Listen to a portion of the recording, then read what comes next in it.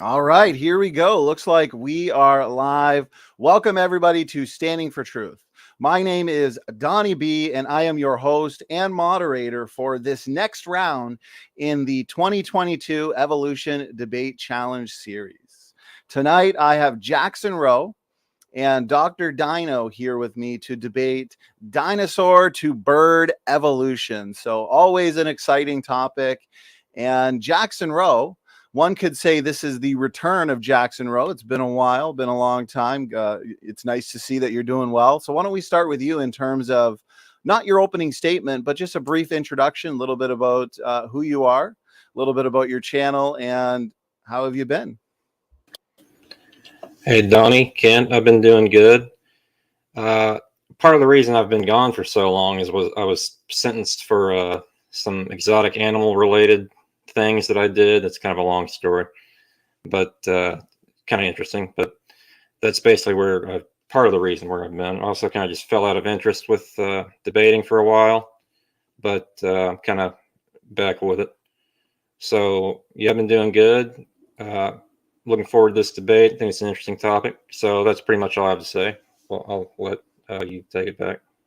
Jackson, thank you so much. It's great to have you back, especially for this specific debate. And I appreciate you taking the Evolution Debate Challenge. For anybody new to this channel, make sure to hit that subscribe button. You've got about 45 of these evolution debates this year for the Evolution Debate Challenge. So we've been keeping Dr. Hovind nice and busy. Who needs sleep, right?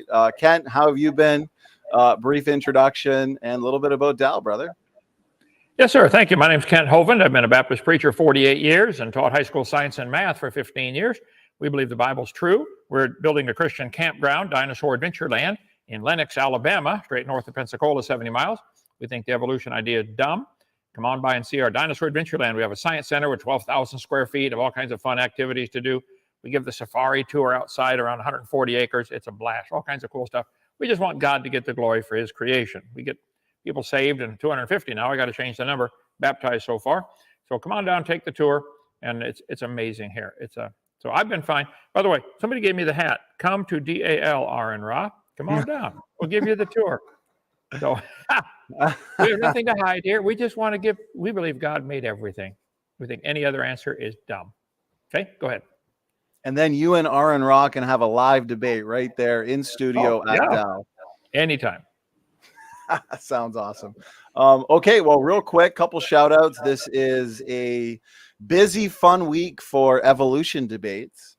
So we'll be back here same time tomorrow. Ryan Adler, a new contestant, I guess one could say, new debater in this series, will be debating Dr. Dino, Evolution on Trial. And then the epic showdown that everybody's been looking forward to at the end of the week, Mark Reed and Kent Hovind, is there reasonable evidence for evolution? So with that, real quick, I want to go over the format for the audience. It's going to be mostly free-flowing, but we will start off with up to 8-minute introductions or opening statements just to kind of lay out the arguments for tonight. Did dinosaurs turn or evolve into modern birds? So Jackson, we are going to give you 8 minutes in terms of an opening statement. Whatever you don't use, that's completely fine. We'll throw it into the discussion. So whenever you're ready, Jackson, the floor is yours. I'll go ahead and share my screen. If I can remember how to do this, hold on a second. As you're doing that, the last few debates, the audience probably understands we've been doing lots of audience Q&A. So once we reach the hour mark, we like to keep these debates about an hour and a half. Once we reach the hour mark, we're going to do 30 minutes of audience questions. So chat's always lively. Make sure you're tagging me either at Donnie or at Standing for Truth, and I will save your question. And just in time, Jackson, there you go. Screen is up, and the floor is yours. Okay, you can see it? Yes. Yeah. All right. I'll start with the beginning, or at least the earliest known theropod dinosaur with feathers at 165 million years old. This is Siricornis. Also, I should probably state that my position obviously is that dinosaurs did evolve into birds. But anyway, Siricornis, you can see teeth, claws, 3 digits on the hands, long bony tail, filamentous feathers and pinnaceous feathers as well. This, however, was flightless, was not able to fly. It's about the size of a turkey.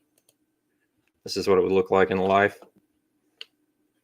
Next on the list, we have Kaihong, an interesting dinosaur, very small, about 1 pound.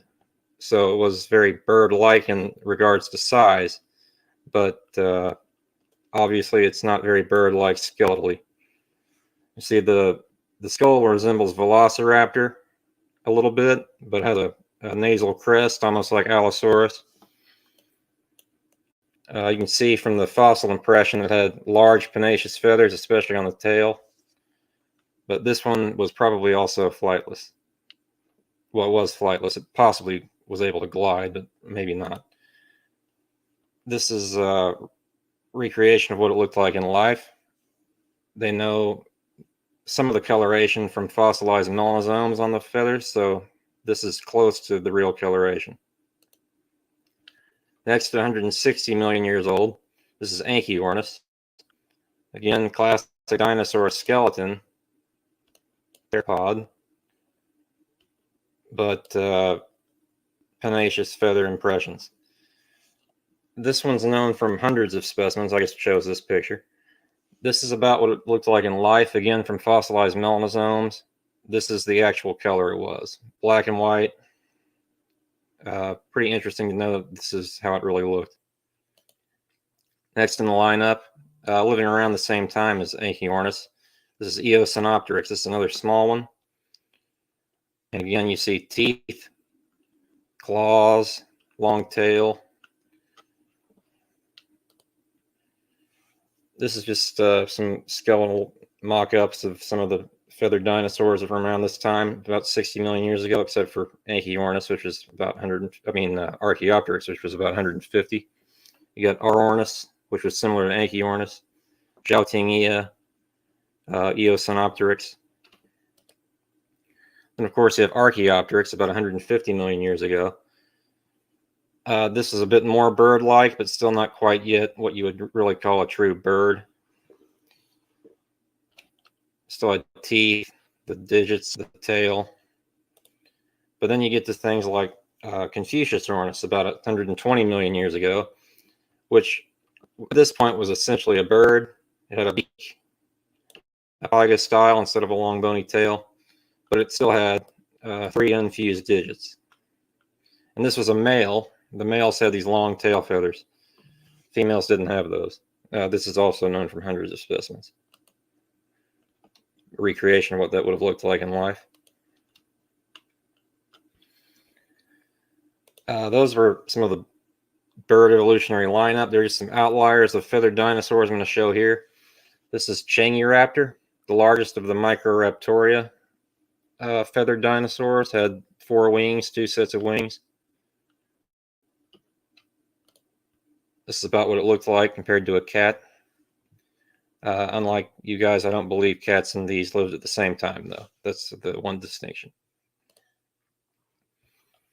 This is Zinwanlong, which had wings. You can see the impressions here, but was not able to fly as it was just too large. It was about, I'll show you in a minute, but clearly a theropod dinosaur, but with feathers.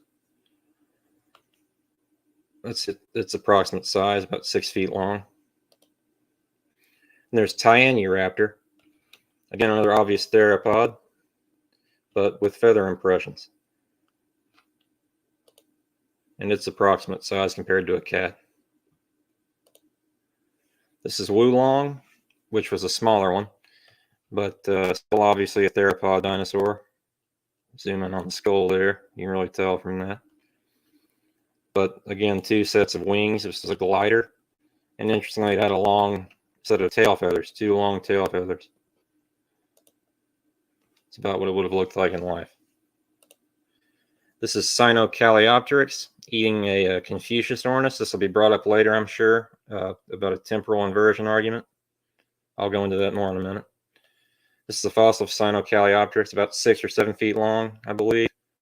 But you can see impressions along the tail mostly.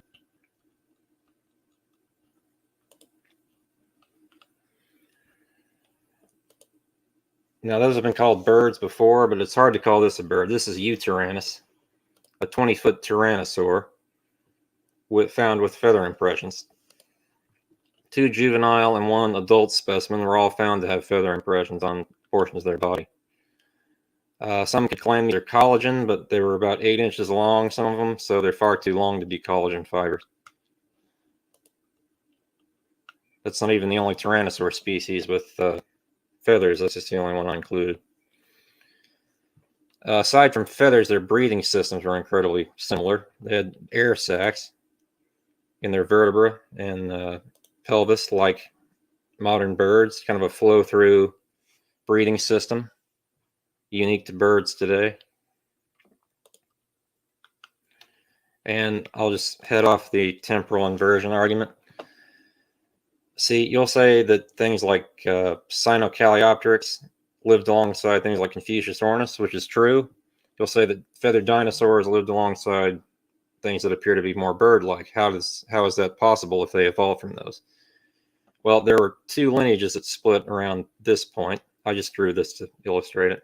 But before this point, there were no true birds yet. 165, 150 million years ago, it was all things like Siricornis, Anchiornis, Eosinopteryx, Archaeopteryx. Then it turned into a kind of a split lineage with Utyrannus, Wulong on one end, Protopteryx, Confucius ornis on the other. So kind of bird-like dinosaurs and dinosaur-like birds. These 2 different lineages. I don't know how much time I used up there, but that's pretty much the presentation for the opening statement. So I'll hand it back over to Kent. Okay, well, thank you, Jackson Rowe, for the opening statement and the visuals. So now we're going to hand it over to Dr. Kent, the science gent, for a, let's say, 8 to 10 minute opening. And Kent, whenever you're ready, the floor is yours. All right. Well, thank you so much. I'd like you to notice, if you go back and review this, all of his evidence for dinosaur to bird evolution is from fossils. All of it. They were dated based on the location in the rock strata in the geologic column. When they say they're 150, 180, etc. There is no geologic column. It is pure fiction. But that's the Bible to the atheists and evolutionists. That's how they justify billions of years to make their religion seem sensible and reasonable. One of the biggest lies in history is the lie that the layers of the earth are different ages. Goebbels said, you tell a lie, big lie, enough and keep repeating it, people will eventually come to believe it. In the early 1800s, they made up the geologic column. It does not exist anywhere in the world. They said all the layers are different ages. And they teach this to the kids from kindergarten on about the Jurassic age and the Triassic and Mississippian and Cenozoic and all that stuff. It's all baloney. The Bible says in the last days, scoffers would come who would be walking after their own lust, who would be willingly ignorant. And they're going to say all things continue as they were from the beginning of the creation. They are willingly ignorant of how God made the heavens and how the earth was standing out of the water and in the water. I covered that on video number 2. And they're ignorant of the flood. Now, no one in history has ever seen any of the trillions of steps needed to change a reptile to a bird. No fossil would possibly count. All you know is it died, but nobody's ever seen it happen in real life today. Animals today are having babies all the time. We don't see these changes. It's imagination. Evolution is 100% SpongeBob imagination. Science is what we can know and observe and experiment on and test. Evolution is not part of science. Evolution is a religion. At any one of these so-called changes to go from a reptile to a bird, you'd have to have 2 of them at the same time of the opposite sex in the same place. And they got to find each other. And then those 2 got to take over the whole population and all the rest of them have to die. So you got the new improved version, 2 of them, and all the rest of the millions around the world got to die while those 2 take over the population. And it has to happen over and over trillions of times. No fossil can count as evidence for evolution. All you can prove is it died. You could not prove it had any kids, nor could you prove it had any kids that were different. And I think when a grown man dreams a T-Rex turned to a chicken, it's time to get him some help, fast. No reptile has ever been observed giving birth to anything but another reptile of the same kind. It's never been seen. Science is what we can observe, study, test, and demonstrate. Evolution is now, and always has been, nothing but a religion of superstition. It's a fairy tale. I think the idea that dinosaurs turned to birds is A, dumb, unsupported by any scientific evidence. It completely violates the scripture, that's for sure, and it's biologically impossible. God said he made the birds on day 5. Fowl that fly in the open firmament of heaven, every winged fowl, and this happened on the 5th day. So birds came first. Reptiles came on the 6th day. So what Jackson is teaching and what the textbooks are teaching now is precisely the opposite of what the Bible says, which is fine. They're welcome to believe that. I just want to point that out, Your Honor, for the jury to consider. This is completely opposite of what the Bible says. God's word clearly teaches birds were created day 5 before reptiles were created on day 6. So this dino to bird story is calling God a liar. And if you're willing to do that, that's your business. I think you'll face that again Judgment Day. Okay, reptiles have a 3-chambered heart. Birds have a 4-chambered heart. Completely different system of how the blood flows and oxygen exchange, the gaseous exchange in there. Reptiles are cold-blooded. Birds are warm-blooded. Reptile eyes are very different from bird eyes. They're not the same. They see colors differently.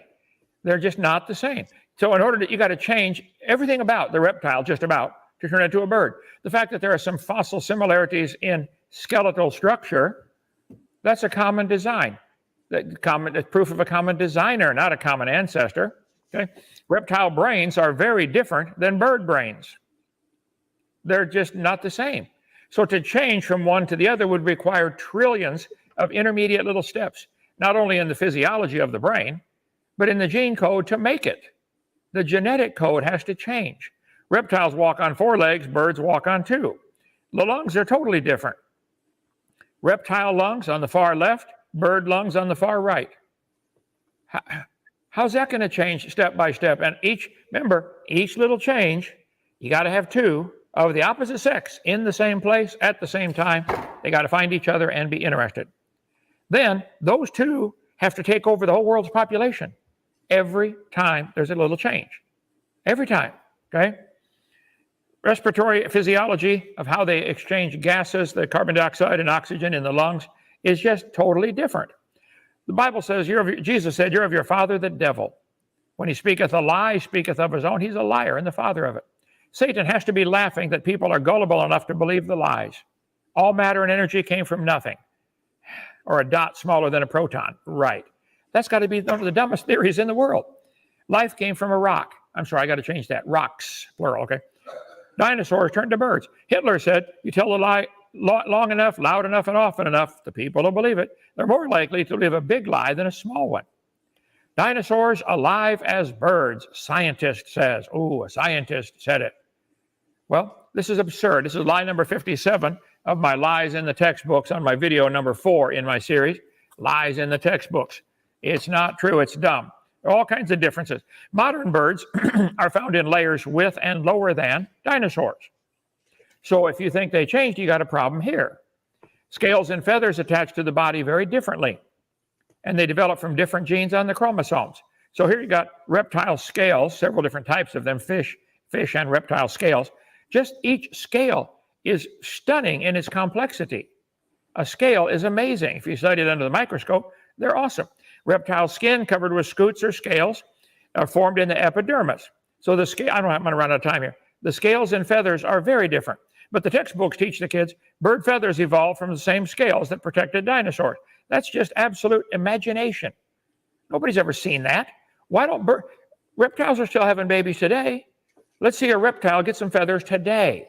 You find fossils that got a little dino fuzz on them. We'll talk about that later. That's not proof it happened. Make it happen today.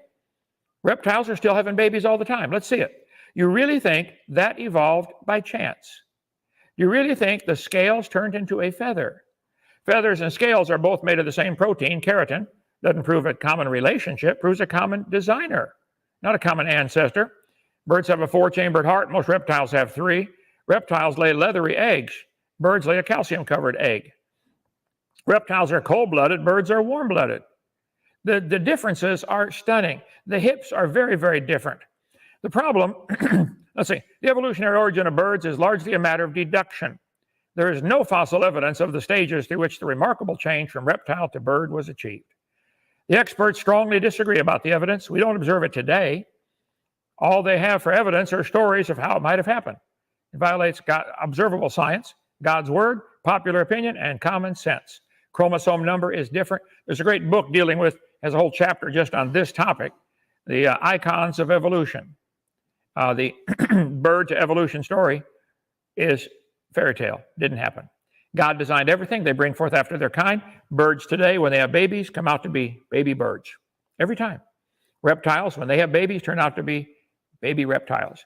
So science is what we can observe, study, test, and demonstrate. I would like to observe this happening, any of these changes, going from a 3-chambered to a 4-chambered heart. Have an animal do it again. Going from scales to feathers, let's do it again. I want to see it this time. Going from 2 front arms to wings, putting dino fuzz on it, calling it a feather, does not make it observable today. Show it to me today. It doesn't happen. Jackson, you're on the wrong side of this argument. God made everything, and your argument is calling God a liar. I wouldn't do that if I was you. Your turn. Okay, thank you so much there, Dr. Dino, for your opening statement. We got opening statements from both debaters so far, Jackson and Kent. Jackson, to kind of kick us off in this discussion, since you both gave roughly 8 minutes of opening statements, why don't you take 2 minutes of uninterrupted time, if you'd like to make some comments and respond. We'll do the same for Kent, and then we'll kind of pick one point, one topic at a time and run with it for as long as we can. So, Jackson, go ahead. All right. Well, he kind of dismisses all fossils because they're inconvenient. I'm just pointing that out. On the geologic column, they don't always date the fossils based on where they are in a geologic column. They date them on radiometric dating, which we'll get more into that later, I'm sure. But some of the complete geologic column can be found. We've talked about that. They're almost complete, like the Ganymede Basin, the Williston Basin, the Tunisian Basin, the Bonaparte Basin. Fossils are like a snapshot in time. So you have one representing a time period, then it jumps from another to another specimen. To find 1 billion of them lined up to see these changes is not very likely. And to see it in real life, that's the same reason you're not going to see it in real life. And that's kind of what he latches on to, that you can't watch this in real time because these changes are too huge to see in a human lifetime or even many human lifetimes. Did you want to? So that's exactly a minute with, I would say, 3 or 4 points. Why don't we now give Kent exactly a minute, and then let's just kind of pick one at a time. Okay. And then we'll make sure there's plenty of discussion on each one. Kent, over to you for a minute. Well, Jackson, I don't dismiss fossils because they're inconvenient. I try to get people to look at this logically. How could any fossil count as evidence? All you know is it died. You do not know that fossil was different than that had any children at all. And you don't know it was slowly changing to something else. You find a fossil in the dirt. All you could prove in an honest court of law is it died. Not that it's inconvenient. And the geologic column, how on earth can the layers be different ages? Is this top layer coming from outer space? Where is it coming from? Moving it from here to here doesn't change the age of it. Shuffling a deck of cards doesn't make the top one younger. You guys don't get it. There is no geologic column. You say we found it in the Morrison Basin and these places. I'm very familiar with all of that. What they found was the rocks in the order that they teach in the textbooks. That doesn't prove it didn't help anything with the cause of their dating. Is the top layer coming from outer space? They're all shaking up a jar of dirt and sand and rocks and water will settle it into layers. The geologic column is a result of Noah's flood, all the different layers. So all the different fossils you gave that show dino fuzz or bird feathers on them, we'll talk about those one at a time if you'd like. But there is no evidence of any reptile ever producing a non-reptile baby. None. It's imagination. Go ahead. Well, for the geologic column and the radiometric dating, for the age of the sediment, so to speak, they're not necessarily looking at the age as much as the isotopic ratios of different elements, if that makes any sense. Oh, I'm very familiar with carbon dating, if you want to have a debate on that. Or potassium, argon, rubidium, strontium, lead 208. You pick which one you want. They're all based on the wild assumptions that that we know the initial content, which we don't know, and the decay rates has never changed, which you don't know, and there's been no contamination. You don't know. There's thousands of examples where they get wildly wrong dates from radiometric dating or potassium, argon dating, so they reject them. You find a fossil and you say, I would like this fossil to be. It looks like it comes from the Jurassic era, so it's got to be 70 million years old. They might have to date it many times to get the right number that matches the geologic column. What happened to the other dates? Wrong dates are rejected because the geologic column is the Bible. The carbon dating came 1950. Okay, geologic column came 1830. So it has to match the column or it'll be rejected. Dates, just type in how many radioactive dates are rejected. And why were they rejected? Well, they're too far off from the geologic column. That's really the Bible. That's the standard, and it's dumb. It's not possible to understand. Why would the top layer be younger? Is it coming from outer space? You guys never answer the simple question. There is no geologic column, but I know that's your Bible. So no, there's no evidence of any animal changing into a different kind of animal. You'd have to have two of the opposite sex in the same place, and they got to take over the whole population every time a little tiny change happens. Trillions and trillions of times. It's wild imagination. Go ahead. Well, for radiometric dating, you can work backwards and determine how much of the original parent element was there in the beginning. And you can cross-reference it with multiple dating methods. And there are ways to test for contamination as well. So, I mean, we've been over that before in other debates. But another point you mentioned, T-Rex and chicken turned into chickens, which I think is misleading, obviously, because T-Rex lived alongside things like Confucius ornis, which was already a bird. T-Rex didn't turn into anything. They went extinct at the end of the Cretaceous period. T-Rex didn't turn into anything. Now, I'd agree with that part of the statement. Nothing turns into something else. There is no observable history throughout all human history. There have been a whole lot of people, a whole lot of farmers raising different kinds of animals.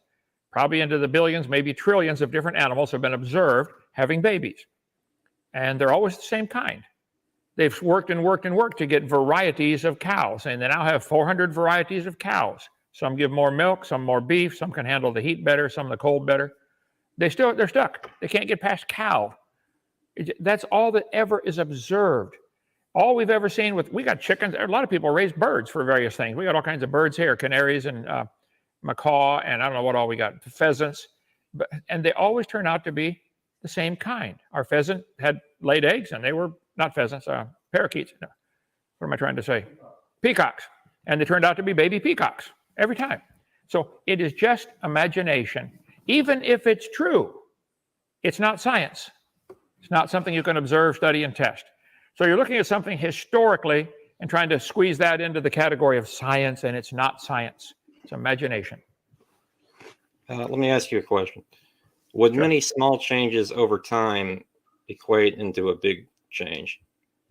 Maybe. Again, if you had evidence that it's happening, which we don't, if you had small changes over time, you'd have to have two. They got to produce the whole new population now, and all the rest of them have to die. What if you get two with this minor change, and they're just swamped by all the other there's too many more. They can't take over the population each time. So you can say small changes would add up to big changes. That sounds logical, but it's not observable. Nobody's ever seen it. We've had small changes where they get chickens that lay more eggs, but they seem to run into a brick wall. You can't get the chicken to lay an egg every second. There's a limit. You can get one to lay maybe one a day. So I don't know if they got 1 to 2 a day or not. I know they've got cows that give 100 pounds of milk a day, but you're never going to get a cow that gives 1 trillion tons of milk a day. There's a limit. Have they reached the limit? Probably getting close. So there's a record, the 100-yard dash record is 9 seconds now for somebody to run. I think there's a limit. I don't think anybody's ever going to run the 100-yard dash in a half second. There's a limit. You guys don't see or don't understand.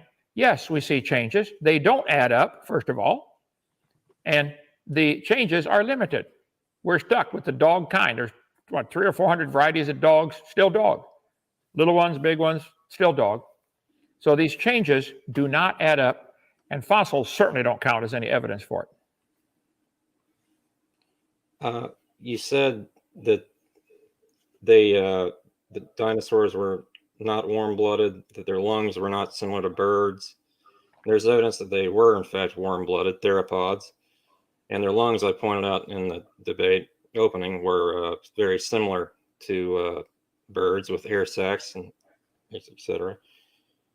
And, I can barely understand what you're saying. Are you saying they found a fossil and they could tell it was warm-blooded? they found indications that theropods are warm-blooded, yes. Could you give me the name of those? I'll look those up. Is it still considered a theropod? Yeah, like many of the theropods have been found to have signs of warm-blooded. Okay. And does that prove something? Well, you said that they were all cold-blooded, and that it was dissimilar from birds. So, well, definition of reptile is cold-blooded. I'm not aware of a warm-blooded reptile. I think that'd put it in a different category, wouldn't it? it would, and they kind of are. Okay. Well, there are animals that are in between. Modern man is classifying all these things. The animals don't care where we classify them. Okay. Man has decided to put the ostrich and the emu in the same family. Well, the emu's wings are little tiny, useless almost. They use them for balance when they run. The ostrich wings are huge. They're still wings. They're still not running on all four. So that's not evidence of any relationship other than the same designer designed them for some reason to be slightly different. I don't know. You don't believe ostriches and emus are related? I don't know. We have emus here. We don't have ostriches. They both have feathers, but the emu feathers are very different than any other kind of feather. Comes out of the skin, makes two feathers. None of them are flight feathers. They're all warmth feathers or body contouring feathers. So a flight feather has the shaft off center from the material on the outside, whereas because it has to twist like Venetian blinds when it flies. Downstroke, wings close or flaps close. Upstroke, all the feathers turn to let the air go through the wing, not just around the wing, but through the wing. And then they close on the downstroke. So feathers are very complicated. They attach to the skin differently than reptile scales. I was going to get slides on that. I didn't have time. It's busy around here. And they're made from different genes on the chromosome. So for someone to make a statement, well, scales turn to feathers. Stop. Show me that happening today. A lot of animals have scales. Let's do it again, only do it in the laboratory. I want to see it. I don't believe it happened. Well, there are a lot of steps in the fossil record of feather development in those fossils that I showed. But also I want to say that ostriches and emus are in fact related. They're in the ratite family. So, yeah. Well, you're saying they're related. You're just making a statement there. Is that because somebody drew lines on paper connecting them and therefore it's true? No, it's from genetic and anatomical analysis. And yeah. That's another broad statement there. Where's the evidence for that? To change one gene code to another, well, just to take a sentence from an English sentence out of a book and change it to mean something totally different. Sometimes you can make a little change, like add the word not, and it changes the meaning of the sentence. But in the gene code, any changes are usually harmful or fatal, or they like computer code. Randall, you've been doing computer work for years. If there's a glitch in your computer program or code, it shuts it all down. Well, the gene code of any bird or reptile, either one, is much more complex than any computer code ever written by man. So it's imagination to say that we have evidence of it happening. My point is, evolution is not science. You're welcome to believe it. You can have any religion you want, but it's not science. It's something you believe in. It's not observable. Show me a reptile growing feathers today. Show me one.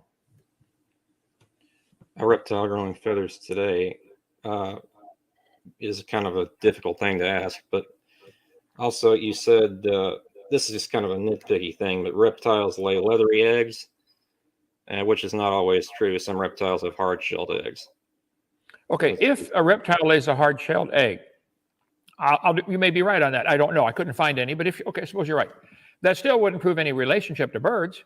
That's just one of thousands of things you'd have to imagine happened over time. So if you find a reptile that lays a hard-covered egg like a bird, are there any birds laying leathery-covered eggs or leathery eggs? No. So it wouldn't matter. That's just, again, you got to get two doing this at the same time, in the same place. They got to be of the opposite sex. If you had two males evolve to do this, they can only make it in San Francisco. So that's not going to happen. It's all imagination. Well, you keep bringing up these individual arguments, and individuals aren't the ones that are doing the evolving. It's populations as a whole. Well, now this again is imagination.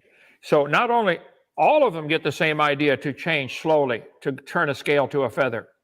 All of them Well, got the same idea? when a gene becomes dominant in a population, that's how it works. It's not just That's my one point. deciding.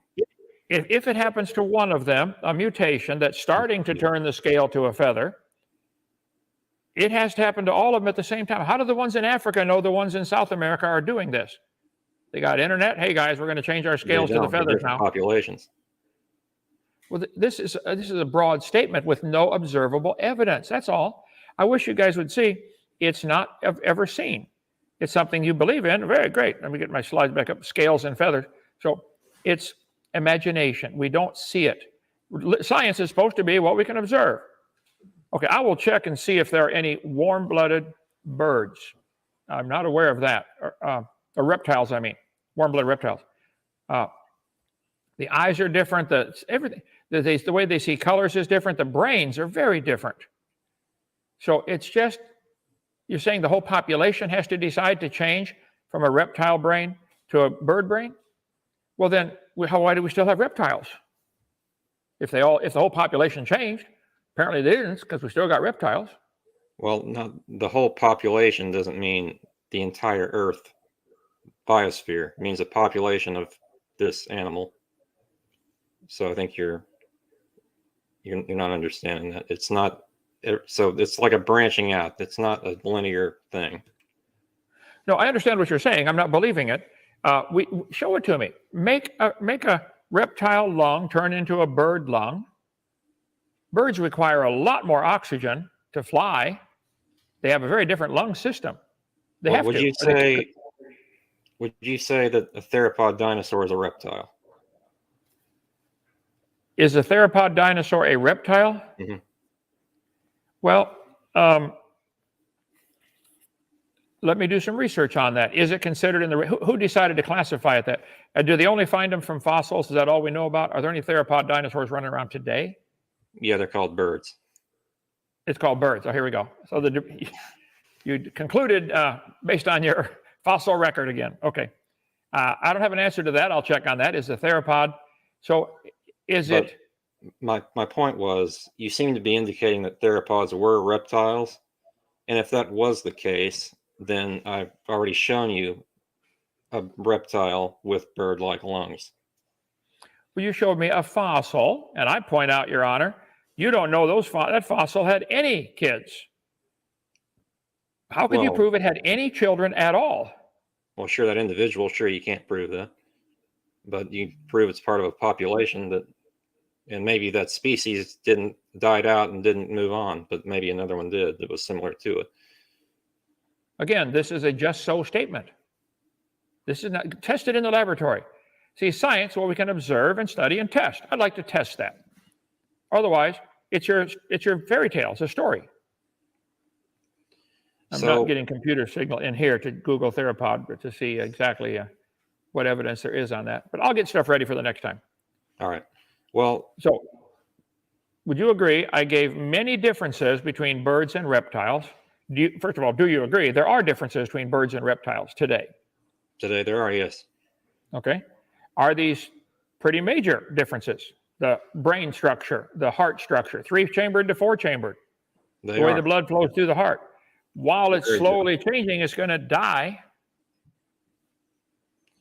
Yet in the fossil record, there is evidence that this slowly changed. Again, you're stuck with that phrase, fossil record. It's not a record.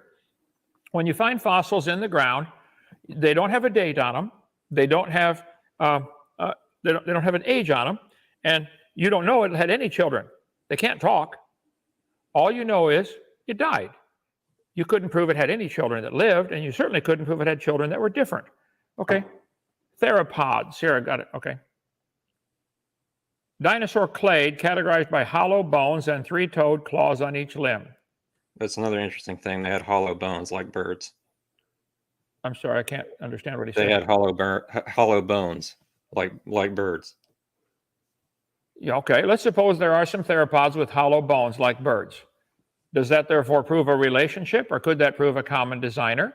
Did they need the hollow bones to be life and weight? In itself, that wouldn't prove a relationship, but combined with everything, I think it builds a strong case. Well, this is in a court of law. You give, here's your evidence A, B, C that this guy's guilty of the crime. And then they give the evidence A, B, C that no, it's not.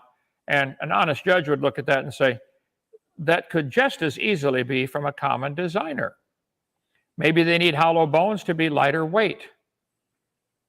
Hollow bones can actually be stronger because of the surface area tension generated by the inside and the outside of the bone for strength and flexibility. Right. So we don't know that it's proof of a relationship. Each one of the things that you imagine as evidence for a relationship could be evidence of a common designer. That's a cool design. 2 bones in the wrist, radius and ulna. That works pretty good. Works good for the bird, works good for the whale, works good for humans, works good for the dog. Doesn't prove a relationship. I think you find all the vehicles running around Alabama here have round tires. Yeah, it's a good design, works good. Again, not proof of anything relationship-wise. You found something there? Okay. It could be proof of a designer, but I believe that even if that is the case, things still evolved. I'm not saying that there is no God, no designer necessarily. All right, I don't have the source for this, but here's the theropod. Somebody Googled it for me. Theropods, like all dinosaurs, are classified as reptiles. This is something all taxonomists agree on, but the specific reasons given will be different. Early researchers thought dinosaurs had most of the characteristics of modern reptiles, including scales, laying hard-shelled eggs, and cold-blooded metabolism. I'll do more on theropods, interesting, but it's a reptile. Again. Right, that was my point. Reptiles, but they had bird-like lungs and hollow bones. They had bird-like what? Lungs. You can tell what the lungs were like from the fossil? Yes, they had air sacs in the bones. Again, you have a picture of it right next to your head of what bird lungs look like. Yeah. The bird lung has air sacs all over the place to get. He needs lots of air to be able to fly. Why would the reptile need this if he's not flying? Reptiles. Some of them were gliding, like Shangiraptor, Wulong. Those were gliding. So you're saying because they found theropods with hollow bones, therefore it proves a relationship to something totally different, like a bird. I would say it proves somebody designed the theropod with hollow bones. There are frames of cars that are solid steel and others are hollow steel. Wow, take some of the weight off. My little Honda Insight somebody gave us has got hollow tubing for the frame, as far as I can be able to see, instead of a big A-frame or I-beam. Saves weight, gets 50 miles to the gallon. And so I think you may be right that they have air sacs in the bones. I don't know. I'll research. Can you find out whether did they have air sacs in the hollow bones, the theropods? Let's assume that's true. Still wouldn't change anything. That's not proof that it's changing into a bird. What would convince you that theropod dinosaurs evolved into birds? What would convince me is somebody make a reptile turn to a bird today in the laboratory. In one generation? In 1,000 generations. How many? 1,000 generations? We've got, how many chickens we got here? 200? I don't know, a bunch. Farmers been raising chickens for a long time. They always make baby chickens, always dumb as a box of rocks. But they don't ever produce anything else. So we don't see it. And if we could make it happen in the laboratory, that still wouldn't prove it happened in history. That's just one. You can't really make it happen with reproduction, but if you bring out some of the genes that birds already have, you can make them have teeth. You can make them have 3 digits in their fingers. You can make them have long tails again. Well, as far as the long-tailed dinosaurs with the feathers, I've got a whole section ready on that. We could do a whole debate. Many of them are fake and fraud, okay? And they've been proven to be fakes and frauds. Archaeoraptor, that was a mistake. It wasn't necessarily a fraud. We'll get up there. About the frauds, let's see. Archaeopteryx. Scientists unveiled the missing link of birds and dinosaurs back in '99. Scientists unveiled a true missing link. Breaking news, National Pornographic. Look at this, a reptile with feathers on it. Okay. National Geographic. It's Archaeoraptor, which was actually 2 fossils that had been put together by a dealer in China and mistaken by scientists until they CT scanned it. But half of the fossil is actually Microraptor, which is so we can agree dinosaur. There are fakes. Many of them coming out of China, because those folks make $2 a day if they work hard. And if they can make one fake and make $1 million, they can buy half the county. So yes, there's a strong indication people in some of these poverty-stricken countries to do fakes. Missing link, Archaeoraptor, unofficial name of the fossil is actually two animals pieced together. So it lasted for a year as evidence for evolution and then, taken off. From the remote province in China, unusual dinosaur fossil made a mysterious journey to the hands of Chinese smugglers to the polished halls of National Geographic. It's like the curse of a mummy's tomb. The Archaeoraptor, supposedly bird-like creature with tail of a meat-eating dinosaur, has brought to those who would possess it embarrassment. It was proven wrong. So let's give it time. But my point would be, none of the fossils in any museum, and we got a museum full of them here, none of the fossils could count as evidence for evolution. All you could prove is it died. You can't prove it had any children. You imagine. What now? Something I want to reiterate about Archaeoraptor is half of it was Microraptor, the lower half, I believe, the legs. And there are several fossils of Microraptor known now. It was a small theropod dinosaur that was able to glide. So Archaeoraptor was... Wait. You said they found a fossil and they know it was able to glide? How could you tell that from a fossil? Based on its anatomy and its feather structure. If you found the fossil of a emu or an ostrich, would you determine it's able to glide? Neither one can. You would be able to tell pretty quickly that it was able to not fly because it had no wings and it was 7 feet tall. Right. I think it's a real stretch to say because you found a fossil, therefore we can tell it could glide. That to me that's way beyond science. Do it again. Let's observe it in the laboratory.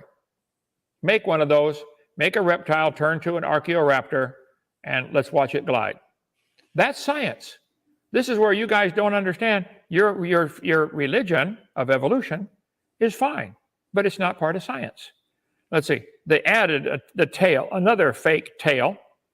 Some Chinese farmer changed it to a flying pterosaur. This was promoted heavily at Berkeley University in Nature magazine back in '99. The curator of birds at the Institute of Vertebrate Paleontology and Pathological in Beijing said the tail was added and is fake. Curator of birds at Smithsonian, Olson tried to warn officials at National Geographic. He said, be careful. Both the fake fossils were intended to support the theory that birds evolved from dinosaurs. Olson is an outspoken opponent of the theory, is taking advantage of the moment to renew an old debate on the origin of birds, thanks to most recently to the fictional Jurassic Park. So you're promoting a theory, a statement actually, dinosaurs turned to birds, based on fossils, which couldn't prove anything at all. Where is it happening today? There's all kinds of reptiles out there. Let's see one produce some feathers and change from a 3-chambered to 4-chambered heart. Let's see it happen. And change the brain. You seem to think that all of the fossils coming out of China are fake, which most of the feathered dinosaurs are coming out of the Taojian Formation in China.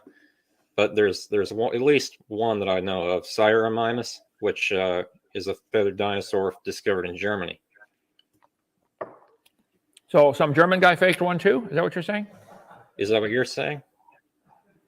I don't know. I know the bigger point is no fossils count. But if you find a fossil of a reptile that had feathers, first option would be, why don't any reptiles today have feathers? How could it only happen long ago and far away, like Alice in Wonderland, long ago and far away? This is fairy tale stuff, that's all.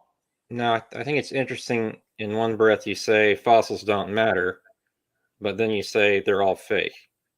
I didn't say they're all fake. I said those two were fake, and they were used as evidence for they jumped on them right away. Oh, wow, look at this, evidence for our theory. And then when they're proven fake, oh, well, let's keep looking. Rather than say, maybe we got the wrong theory. You've already decided evolution's true. That's already decided. You will not question that. You've already decided dinosaurs turned to birds. That's unquestionable. Now let's see how it happened. And if one bit of your evidence is proven wrong, rather than change, you will wait till they find some more evidence. Because you're not looking for truth. You're looking to support your religion. Well, That's it's all. not unquestionable. If you found Confucius Ornis in the same strata as Zurich Ornis, that would pretty much undo the whole thing, and we would have to say, well, wait a minute. But something like that hasn't happened yet. Well, if your geologic column is true and you want to believe that, I don't, but let's assume it is. They have found birds in layers lower than these fossils you're talking about. Birds are already here. So these aren't missing link for anything. Oh, yeah. No, they haven't. I'll call it up here from your trusted sources. Let's see. Let's see it. Dinosaur feathers. Let's see. I got enough stuff to go for 3 days here. Fossils of birds, fully formed birds, have been found in layers lower than these missing links you're talking about. Some of them, yeah. Let's see. And I brought that up. So the birds are already here. So that one doesn't count for anything. Well, they lived alongside certain feathered dinosaurs, but they never lived alongside things like Anchiornis or Suricornis longer ago. Okay, I have some articles here. Experiments, they are 2604. I got too many slides. 2604. They buried a carcass of a dolphin, which does not have feathers, for a year, and then studied them in their partially decayed state with a chromatographic analysis. They compared the dino fuzz in Sinornithosaurus with similar structures found in fossil pterosaurs, the decayed carcasses of dolphins and sharks. All of these creatures presented identical hair-like structures on their fossils and carcasses. But dolphins and sharks don't fly. They don't have feathers. So could it be if an animal is buried, if a reptile is buried in the mud in Noah's flood, and within a year the skin or carcass starts to decay and these little things stick up like hairs, like it happened to the dolphin carcass when they buried it for a year, and they're not feathers at all. It's part of the decay process. That can happen. But if you remember in my presentation, Kaihong, it's a good example of a dinosaur that had pennaceous feathers, long pennaceous feathers. Those are not collagen fibers. Well, I think they're just collagen fibers. That certainly is an option. That they're finding nothing except a partially decayed carcass that then fossilized. I point out animals die by the millions today. None of them fossilized that we know of. The fact that we find fossils at all is evidence of rapid burial, like Noah's flood. But the Bible said the scoffers in the last days would be ignorant, willingly ignorant, of that flood, because it represents the judgment of God. Like teaching people that 50-foot wide river at the bottom of Grand Canyon made that 18-mile wide canyon. Right. Grand Canyon formed in a week with billions of gallons, not billions of years, billions of gallons, trillions of gallons of water. So anyway, birds are descendants of dinosaurs. Kids are taught this stuff in school like it's a fact. I don't think you just put a few feathers on your dinosaur and let's take off flying. It's a fairy tale, that's all. I got Archaeopteryx. Paleontologists have tried to turn Archaeopteryx into an earthbound feathered dinosaur. It's not. It's a bird. It's a perching bird. No amount of paleo babble is going to change that. He's the world authority on birds, University of North Carolina, Chapel Hill. He doesn't believe it. Never did. Archaeopteryx had all the brain features of a bird equipped for flight. The name means ancient wing. Had claws on the wings. That's unusual. Some birds today have claws. It had teeth in its beak. Some birds today have teeth. Some hummingbirds do. Those are just serrations in the beak. That's been pointed out many times. Well, some people have teeth and some don't. But it's not proof of relationship. Okay? So if you find Archaeopteryx, let's say you found a fossil of a bird that had teeth in the beak. That's proof it was changing? Or that's proof, hey, there's a new type of bird that we didn't know about before? Well, no bird alive today has teeth. This is where it's not evidence that it's changing to something else. If the Archaeopteryx had babies, if it was real, let's see. Like the Chinese dino bird, Archaeopteryx is fake too. Let's see. Material containing the feather impressions differed significantly from the rest of the fossil. Article on creationscience.com. Differed from the crystal and rock in which the famous fossil quarry of Germany where Archaeopteryx supposedly was found. So I wish you would stop and back up a little bit. I know you're determined to defend your theory or your religion. I understand. I'm determined to defend mine also. That's fine. That's normal. There's wars fought over religions, okay? But you evolutionists will not admit it is something you believe. You want to hide under the guise of science. We never see a reptile produce anything other than a baby reptile. Never. It only takes place long ago and far away in the fossil record. That's where the only place it takes an imagination. So no fossils count. Show it to me today. That's all. Show you a T-Rex giving birth to a sparrow today. No. Show me. There's a lot of animals that have a very short lifespan. There are bacteria that get born, grow up, get married, and have babies in 8 hours. Okay? So you can watch 3 generations in one day. So one scientist over 50 years could watch hundreds of thousands of generations. And then you get more scientists carry on that experiment. Has anybody in the history of humanity ever seen a bacteria produce a non-bacteria, or an amoeba produce a non-amoeba, or a bird produce a non-bird, or a pig produce a non-pig? Nobody's ever seen this because it only takes place long ago and far away. That's why it's not science. So the people who really understand biology of birds look at these things and say, like Alan Fiducia, that's not evidence. And I got the documentation of birds being found in layers lower than, with and lower than all of these so-called missing links. I'll call it up for you. I got All right, let's see. 3,000 slides just in this one presentation here. There we go. There's right there. There's a book called In the Minds of Men by Ian Taylor, slide number 2549. LTV 2549.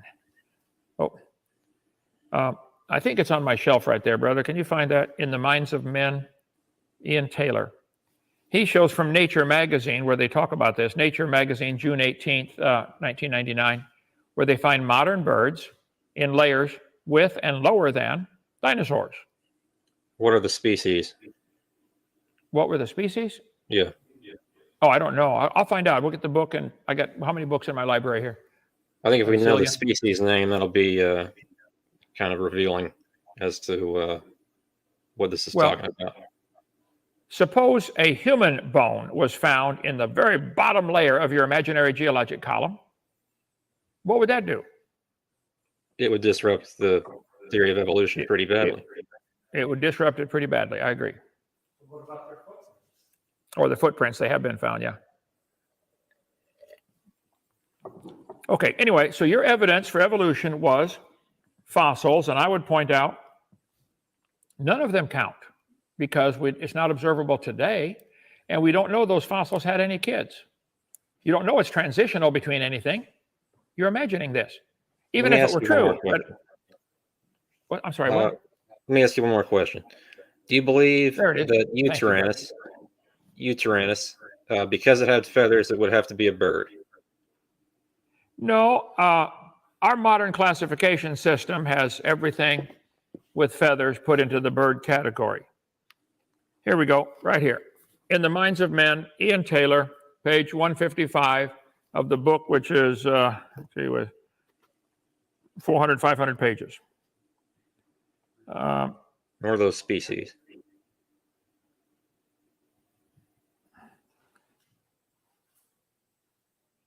Ornithologists candidly admit some definitions need work to be done in here. This will take me a long time to read the whole page. I will summarize it for our next debate.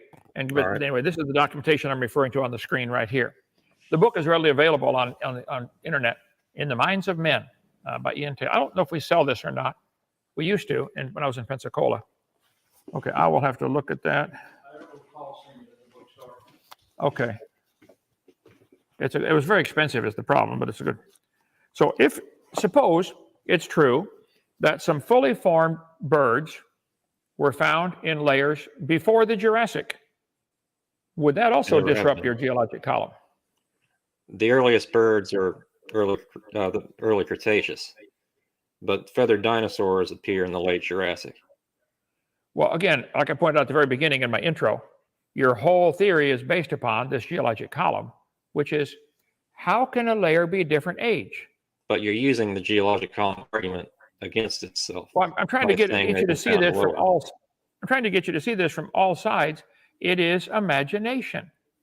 Does this go geologic? No, it doesn't go to geologic column. Oh, there we go. Okay.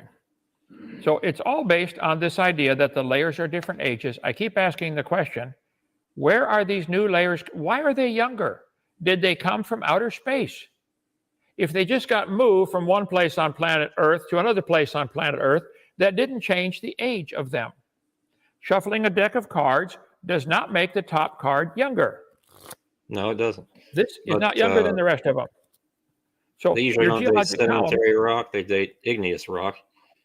And when it comes up from the mantle, they're not measuring it's how long it's necessarily been around, so to speak. They're measuring the isotopic ratio of when it was laid down. Well, now hold it. If it's metamorphic rock, igneous rock particularly, like lava and stuff, you can measure theoretically when that was laid down with radiometric dating. But again, you're based on the problem. Do you know the initial content of that rock? You know it was zero? They can work backwards by what it is today. The two daughter elements, the amount there, and based on the rate of decay, they can work back and know the original content of the parent element. Okay. Do you know there's been no contamination? Do you know the decay rate's always been the same? There are several things that affect the decay rate. Like what? And so I don't think you could prove in a court of law that decay rates always remain the same. What affects the decay rate? Well, I've got a list of them on my video number 7 of the different why carbon dating has some real serious problems. I think you'll find those who understand carbon dating will say, yeah, we have to base this on some assumptions. If you walked into a room and found a candle burning on a table, here you are, candle's burning. I ask you the simple question, how long's it been burning? I don't know. It's burning when I got here. The original length. You don't know the original length. You don't know it's always burned at the same rate. They might have lit it 10 seconds before you got there. It might have been a 5-mile tall candle, been burning for 2,000 years. You can't know these things about carbon dating either. How much was in it when it started? Not carbon dating, but like uranium lead dating, you can take the uranium, two lead, daughter potassium, elements, argon, right? And take they're all based on and see how much the original parent element was there, so you can know how tall the candle was, so to speak. You can know how tall the candle was? Metaphorically, not an actual candle, but yeah. Well, when I'm in this presentation mode, I can't get to some of my slides, like my PowerPoint for number 7. So, Randy, do I have to close out to do that, or what? Well, they're not. I can't get to that. Anyway, let's do another debate on carbon dating, potassium argon dating. I've got plenty of stuff on that.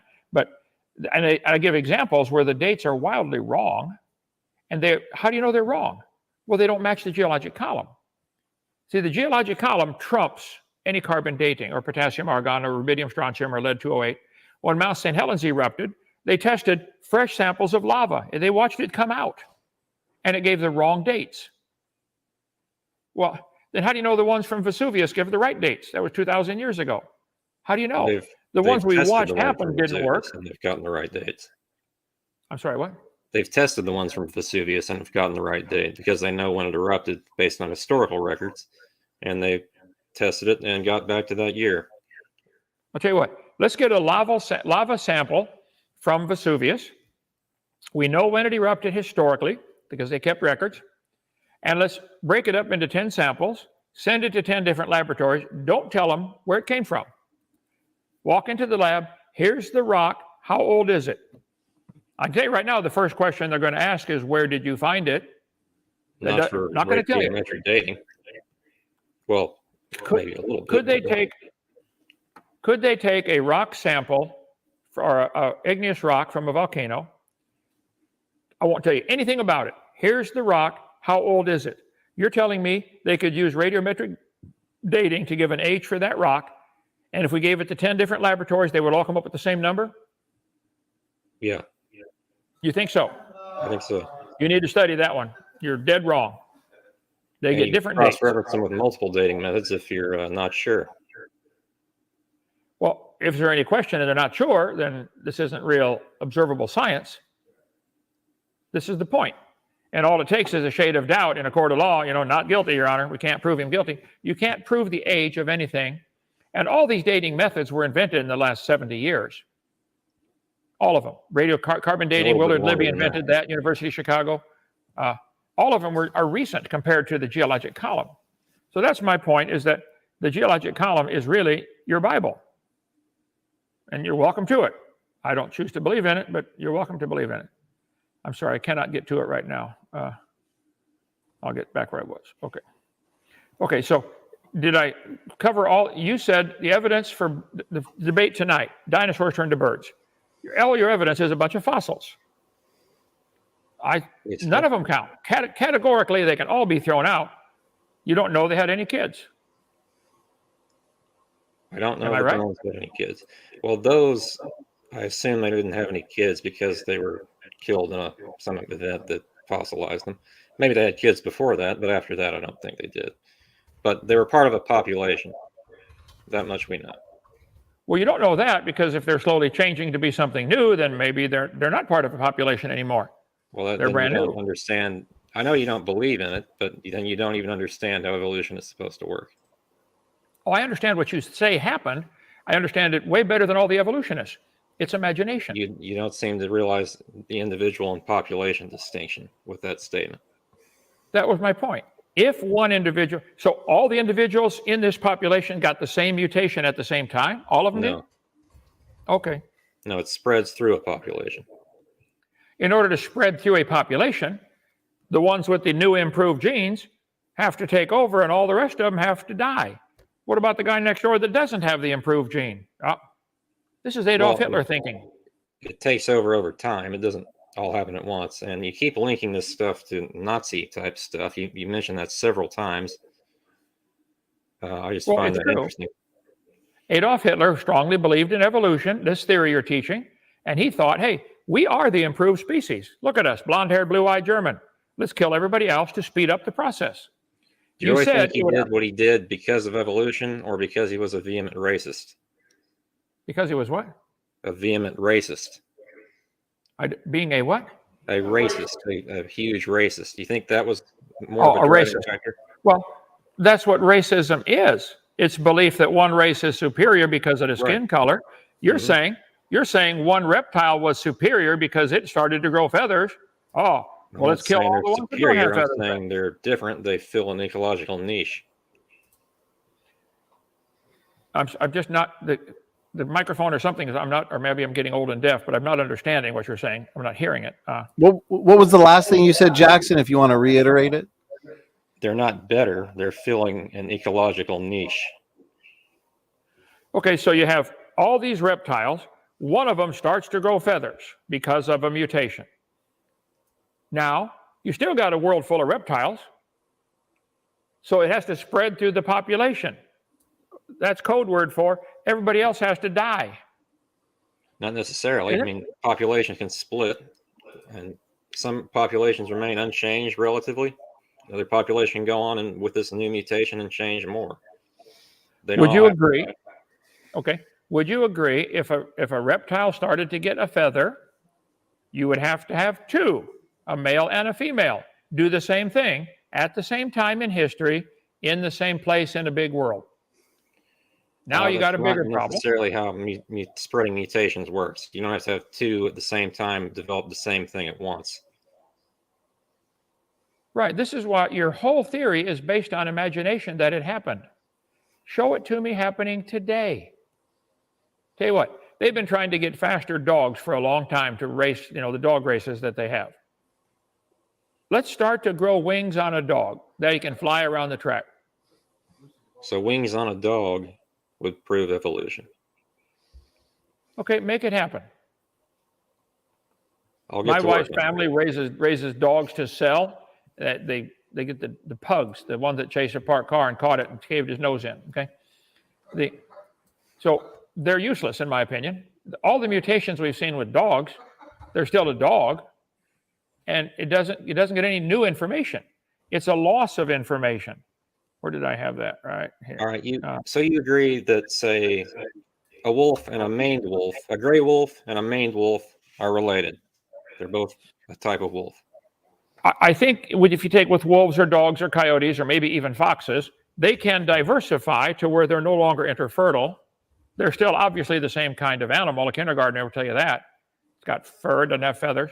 So to imagine that a reptile turned to a bird, I'm pointing out, it's imagination.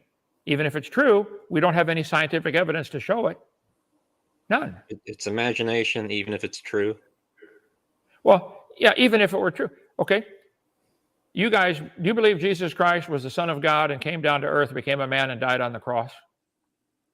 I don't think so, but I don't completely write it off. Oh, right. So in your mind, the Noah's Ark story, in your mind, that's imagination. I think that's in my mind, yeah. Okay. In my mind, it's real. But I'm not demanding that my theory be taught to all the kids in school at public expense. You guys imagine that reptiles turn to birds. Even if it's true, it's imagination. But you can't prove it. You've done public speaking in public school, so is that true? Oh, yeah. Yeah. Oh, yes. So what? Well, get the textbooks and show me where my theory is taught in the public schools. It's not. They're taught in private schools. I think evolution should be taught in private schools, and we should teach science in science class in public schools. And evolution is not part of science. What constitutes science if we leave out everything that disagrees with a fundamentalist creationist view? Oh, no, I didn't say that. Don't put those words in my mouth. I taught biology for 15 years. I think you could teach the kids all the bones, all the muscles, all the nerves, all the organs, all the functions, and not mention evolution or creation. A doctor, when he's doing surgery, does not need to know about evolution or creation. He needs to know his anatomy. This is the deltoid, the biceps, the triceps, the humerus. He doesn't need to know anything about evolution. It's a useless theory. Even if it's true, it's completely useless. It's of no value whatsoever. You don't need to know anything about evolution to do anatomy and surgery. Not really, but it's not a useless theory. It is used in medicine. Well, I'd like to see how it helps, and I'd like to see the evidence. You said a population slowly changed. How many changes would it take to go from a scale to a feather? 25, 17. 50. I don't know. I'm making that up. I don't know. How many licks does it take to get to the center of a Tootsie Pop? I didn't understand a word of that. That's all right. I was making a joke. Hey, gentlemen. Gentlemen, did you, I think we're about 7 minutes over on the discussion. Did we want to jump into some concluding statements? Definitely been a lot of fun, a lot of excellent points discussed, easy to moderate. Okay, let's do closing statements. Tons of fun. At this pace, we probably could go forever, but let's wrap it up somewhere. So Jackson Rowe, we're going to give you the first 5-minute closing, and then Kent, and then we are going to get into some audience questions. So go ahead, Jackson, whenever you're ready. All right. Yeah, it's always fun. I mean, even if it gets contentious, it never gets disrespectful. And I just want to reiterate that, yeah, there's a lot of evidence that birds and dinosaurs are related. Technically, if you want to get technical, birds are still a theropod dinosaur. But yeah, I enjoy debating Kent. He's fun to debate. Most people get disrespectful with him. I try not to do that, and I don't do that, I don't think. And anyway, I look forward to more of these in the future. That's really all I have to say. Not too much to talk about, so I'll hand it back to Kent. All right, short and sweet. Thank you so much, Jackson Rowe, for your closing statement. Dr. Dino, you get 5 minutes as well. Whenever you're ready, go ahead. Oh, let me set my timer here. I tend to go a long time. Okay. Yes, well, thank you. I agree. Jackson, you're not disrespectful. Some are. It doesn't bother me at all. Actually, I thrive on it, okay? When they call names, I can call names. I had 2 big brothers, okay? I learned right away. Okay? Verbally defend myself. Couldn't do it physically. So, yeah, I can handle them just fine. I think evolution is stupid. It's not a science at all. It's a religion. The idea that one animal slowly got these changes, and then now you're saying it had to be a whole population of animals to get the change, and I would agree. And it has to somehow turn to something else. We don't see this happening. And all of your evidence tonight was from fossils. I wish you could understand. All of that would be thrown out in any court of law. All of it would. You don't know it had any babies. You don't know it's intermediate between something else. Is a tricycle intermediate between a bicycle and a four-wheeler?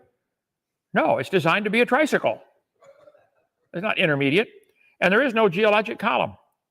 I still don't have a good, solid, logical, scientific answer.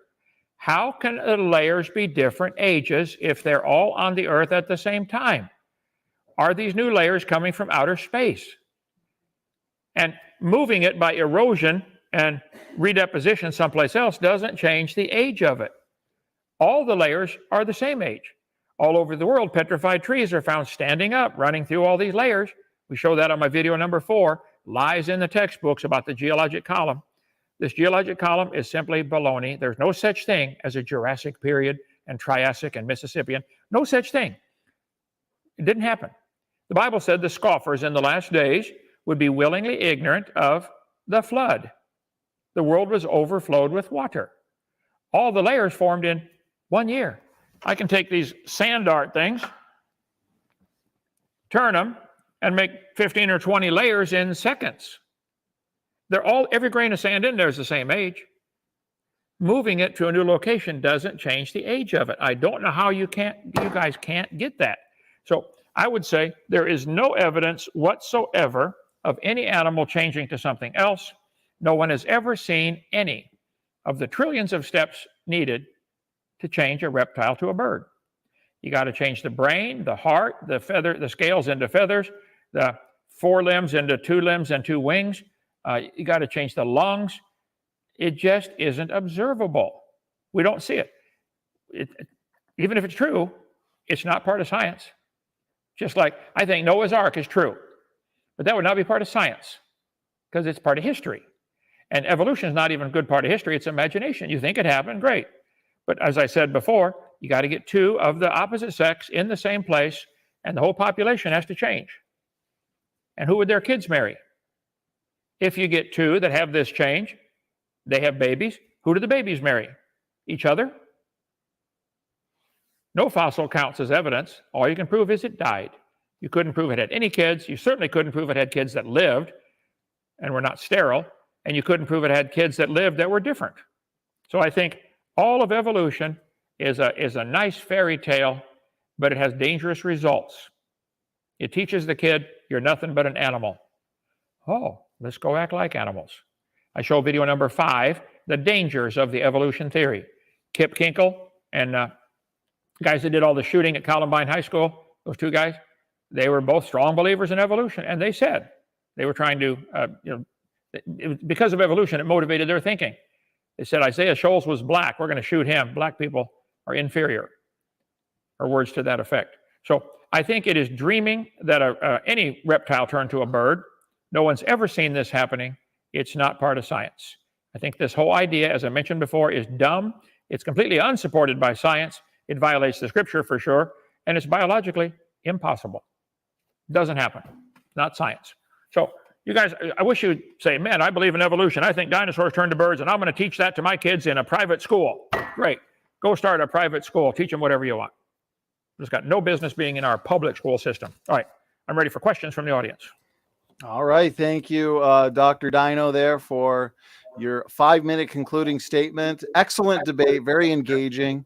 We've also got a lively chat in terms of the audience with many positive comments. So let's get right into the questions. Okay, here we go. First question comes in from Ken Rock. And Ken Rock has a question for Jackson Rowe. Ken and Kent just finished their debate trilogy last week, but he looks like he's got a challenge to you, Jackson, specifically. So he asks, question for Jackson: how do you determine all of the fossils are related and not just similar? Well, some of the similarities are so big that it's hard to say that they're not related. Like, how do you say Siricornis is not related to Anchiornis, or Anchiornis not related to Archaeopteryx, or Archaeopteryx not related to Confuciusornis? They just have so many similarities, and they just happen to line up just right, that it's kind of coincidental that they I mean, it's kind of boggles the mind that they wouldn't be related. Okay, thank you there, Jackson. And Kent, over to you if you had anything to add.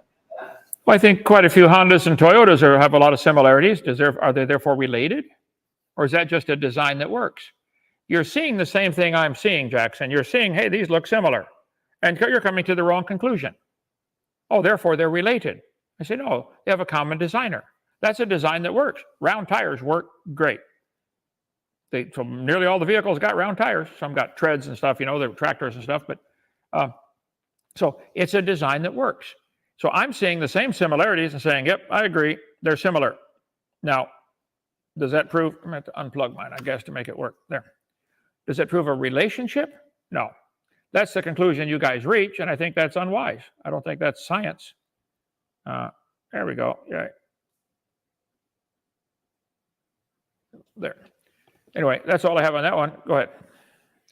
All right. Well, to the point. You get the last word, Jackson. Question was for you. A design that works well. A design that didn't turn out to work that well, apparently, were the 4 wings, the 2 sets of wings on Changyaraptor and Microraptor and Tyanuraptor. That was kind of awkward for walking on land. It worked kind of for gliding, but it was kind of an awkward stance. So apparently that didn't make it into modern times. And that design, so to speak, died out. So that's, I guess, next question. This is all your circular reasoning. Back up and listen to what you said when you watch this video again. That's complete circle. It died out. It didn't work. You don't know that fossil goes anywhere or had any. They find fossils all the time, but that's a unique thing. Wow, strange. What is this one? If you found one fossil of an unusual fossil, which they find, I think you could conclude must have been part of a population. There must have been some more, or this one wouldn't have been here. I bet it had a mom and dad. So anyway, I think the whole argument from fossils, though, is where it's flawed right there. And the whole argument from carbon dating is seriously flawed based on assumptions. Give us time so our frog can turn to a prince. That's all it's about, trying to get billions of years into the picture when it's just not observable science.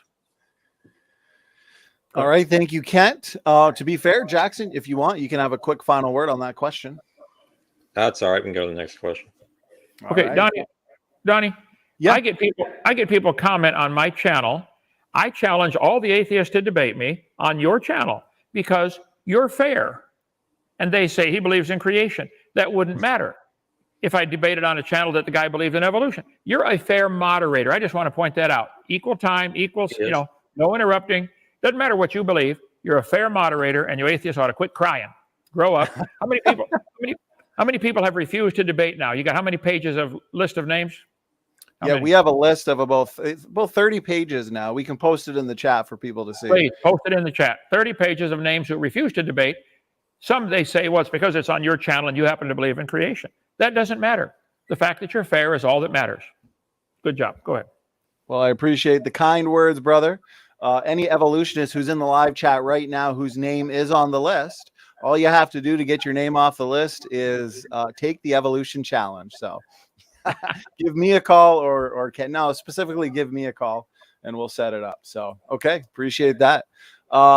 Born Again RN, Steve Christie, thank you so much for the question. This one is for you, Jackson Rowe.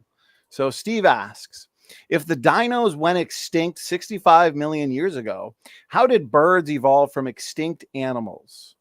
Isn't birds flying adding to the genome since dinosaurs couldn't fly? Birds evolved about 130 million years ago in their true form, so to speak, with Confucius horns. Not 65 million years ago. And feathered dinosaurs appeared 165 million years ago. So they didn't evolve after 65 million years ago. So the question doesn't really make a lot of sense, in my opinion. Okay. Thank you, Jackson. And Dr. Dino, over to you if there's anything you'd like to add. Well, of course, all of his answer is based on the geologic column, that we know the age of those things. I still want to point out, how can these rocks be different ages? They're all on the earth at the same time. They're not coming from outer space. It's just they don't get it. The geologic column doesn't exist. That's their biggest drawback. But the second part of her question is, I think, fabulous here. I'm assuming it's a woman born in RN. I don't know. Isn't birds flying adding to the genome? It certainly is. The genetic information required. Don't pilots have to go to school to learn a lot of stuff to stick it in their head to learn how to fly?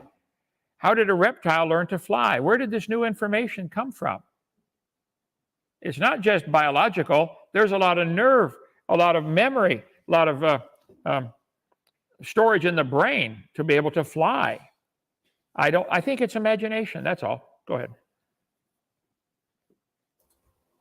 Jackson, if you want a final word. Oh, I think you're on mute, Jackson. Here, you're good now. You're good. I don't now. really have much to add to that. We can go to the next one. Okay, no worries. All right, let me see here. Lots of questions for you, Jackson. Let me see if there's one for Kent. Okay, here's one from Kent. Creationist Crybaby, one of our #1 fans here, Dr. Dino. CC has a question for you. Kent, what are your thoughts on how many bird kinds were in the garden, and what kinds were those? I don't know how many kinds God created. He seems to have created birds with the ability to produce a variety within their within limits. There are now 500 varieties of chickens that have been developed by man. Some for, produce more eggs, produce more meat, whatever. They've never added any information. So I would be wildly picking a number. I would defer to baraminology.com. Baramin is the Hebrew word for kind. And there's a website that's what they do, is try to research how many kinds were there on Noah's Ark, for example. I think the current estimate is it would take Noah could have 8,000 kinds of animals on the ark, and they could produce all the varieties today. We now have 400 breeds of cattle that probably came from 2 cows, okay? So I don't know how many kinds of birds there were. I'd be wildly picking a number, 500 pairs of birds, maybe. And for the crybaby, I got exactly what he needs. Time or more time. It cures everything. Yep. Perfect. And for those refusing the challenge because I'm a creationist, I got the perfect mug for you. Evolutionist here. Jackson, go ahead, my good man, if there's anything you'd like to. All right. The question doesn't really apply to me, but I do just kind of want to bring up that Kent in the debate said that emus and ostriches aren't related to each other. So are they separate kinds? I don't know. Maybe they are. I don't know. Could be. Don't know. But anyway, that's all I have to add. Okay. All right. Kent, is there anything final you want to say or move on here? No, move on. Okay, here we go. Question for Kent from Kent, your best buddy here, Atheist Junior. So everybody is here tonight enjoying the debate. So question for Kent. Why does it matter if we know a fossil had children or not? You're counting on that fossil to be part of a chain of events to go from one kind to another. To go from your great-great-great-great-grandparents to you, you'd have to have all the generations in between. I'd be willing to bet $10 if you don't have any parents, you're not here. I mean, hello, it has to be a chain of events, and so you're relying on this fossil to be part of that chain to change from one to another. This isn't observable science. It's logic that it would have to have a father and parents and grandparents and great-grandparents. That's all we observe in all of human history all over the world. Every creature that's alive today had a mom and dad, or at least a parent of one, if it's only has one parent. But still, if you find a fossil and you say, I think this is ancestor to the dinosaurs or to the birds today, whoa. Where's its children and the grandchildren and the great-grandchildren? You don't have it's not like a missing link. The whole chain is missing. There is no chain, let alone link. So, AJ, when are you going to debate me again? Come on, bring it on, anytime. Go ahead. Donnie, is he on your list? Is he refused? Well, I guess because you and him debated a couple months back, but we'd love to see another round. Sure. Do it again, or else add his name to the list. Okay. Where's the evidence? Where's the evidence for evolution? Go ahead. Okay. Thank you there, Kent. Jackson, anything you'd like to add? Yeah, Kent, you seem stuck on the individual thing. Of course, we can't know if an individual fossil had children, but again, it's probable that the population was reproducing. That's really all I have to add. Okay. Kent, any final words, brother? No, go on. Go ahead. Okay. Next question comes in from G Moose. G Moose, thank you for your question and your super chat. The question is for Roe. If small changes are never seen to be beneficial, how can the changes ever make anything better?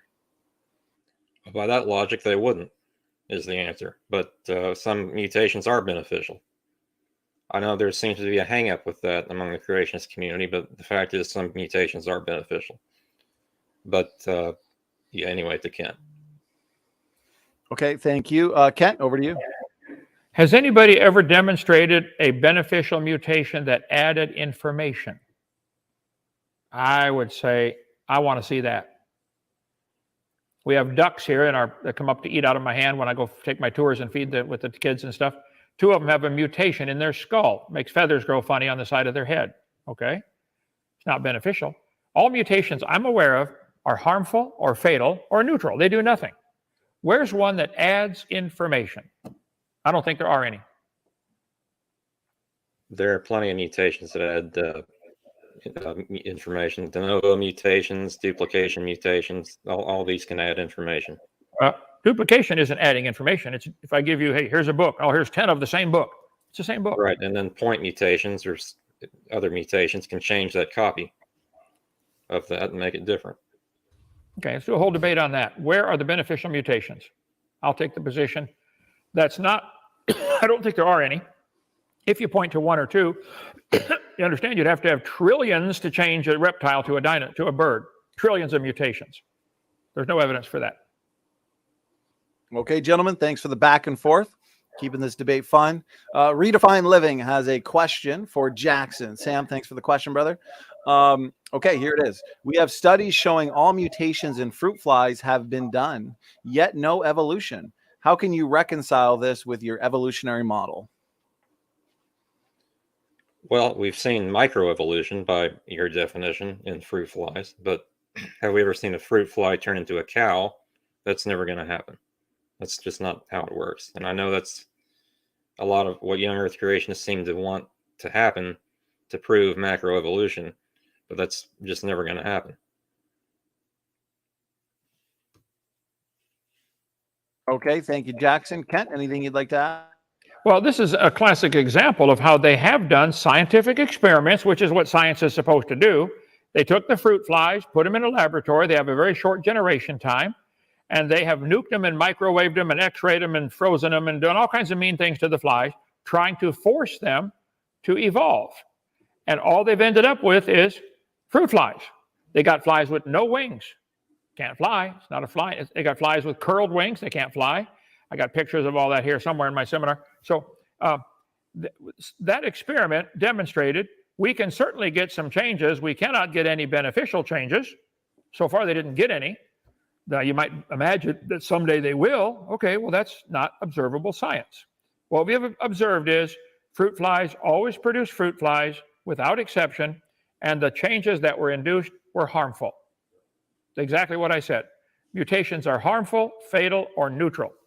Nobody's seen they didn't see any good mutations in the fruit fly. None. I'll get slides on it in a minute here if I can go through. I don't really have anything to add on that, other than to say I used to feed flightless fruit flies to my electric blue day geckos, and that was pretty cool. But anyway. Okay, here we go. Next question comes in from, let's see here. Gate Watchers. Question for Jackson. Why do feathers shed individually or pairs and scales shed in sheep? Because feathers aren't attached to each other like scales are on a reptile. I mean, that's a pretty simple answer, really. Okay. Kent, anything you'd like to add? No, I didn't know that the scales shed in sheets. That's interesting. I know scales are different than feathers. There's many different types of feathers. You know, there's flight feathers and warmth feathers, and but it's not. We don't see them produce anything other than a feather. Okay, Jackson, response or move on? Okay, we'll move on then. Yeah, we'll move on. No worries. Appreciate it. I was kind of baffled by this question. No worries. Question for Kent from One God is Now Here. So the question is, if a functional leg changed into a wing, wouldn't it turn into a bad leg, then a non-leg, then a non-wing, then a bad wing before the change into a functional wing? Excellent question, and it illustrates the point clearly. While it's from a leg, which works, changing to a wing, which works, there's billions of intermediate steps that don't work for either. Now it's not a wing yet, and it's not a leg anymore. It's going feathers, dragging these long feathers around on a leg while they're running is going to slow them down, and the predators are going to eat them. So I think it's imagination to say, well, all these steps were beneficial when I don't see how any of them could be beneficial. You can imagine them if you want, but that's not how science works.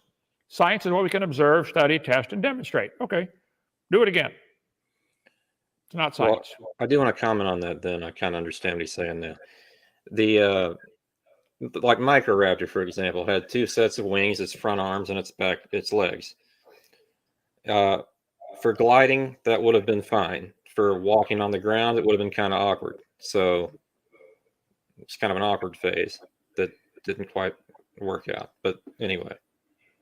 Okay, how do you know about this Microraptor? Are there any alive today we can look at, or only knowing this from fossils? There are many of them preserved in fossils, yeah. So are there any of them alive today? There are not. Okay. So you know for sure it could glide, and you know for sure it had feathers, and you know it was intermediate. Well, it wasn't really intermediate. It didn't lead to modern day birds. It was on the line that was living alongside birds like Confucius ornis. But it was an awkward stage. I guess Anchiornis would have been a better example. It had the four-wing setup too. Well, you said it was an awkward stage. I think every stage in between is awkward. They're all going to die. We still have reptiles. We still have birds. So everything in between apparently is all dead. Well, yeah, Microraptor and Anchiornis, yeah, they're not here anymore. Are there any animals alive today that are intermediate between two different kinds? If you're talking about, like, is there an intermediate between birds and dinosaurs today? No, that wouldn't make any sense.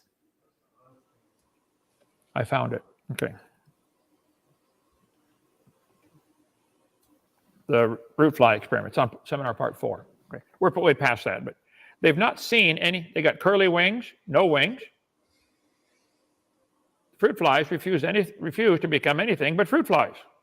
Wow, who'd have thunk it? All mutations observed produce flies that were inferior. That's a good observation. They say, therefore, flies must have evolved as far as they can go. Well, that's a bad conclusion. You could evolve. You could decide they're not evolving. So the fruit fly experiment was classic to demonstrate in the laboratory, in reality, in observable science, evolution doesn't happen. Doesn't. That's my point. Okay. I'm sorry, I got off track there. Okay, guys. Moving on. Definitely a debate to remember. This was a lot of people are looking forward to it, and you guys didn't disappoint. The next question comes in from Taylor K. And Taylor K's got a question for you, Jackson. So here it is. Is there any fossil evidence of a creature with transitional bones in between the massive dinosaur bones and the hollow bird bones we see today? Yeah, most, if not all, of the theropods had hollow bones. Okay. Kent, anything you'd like to add? So he's counting this theropod because it has hollow bones.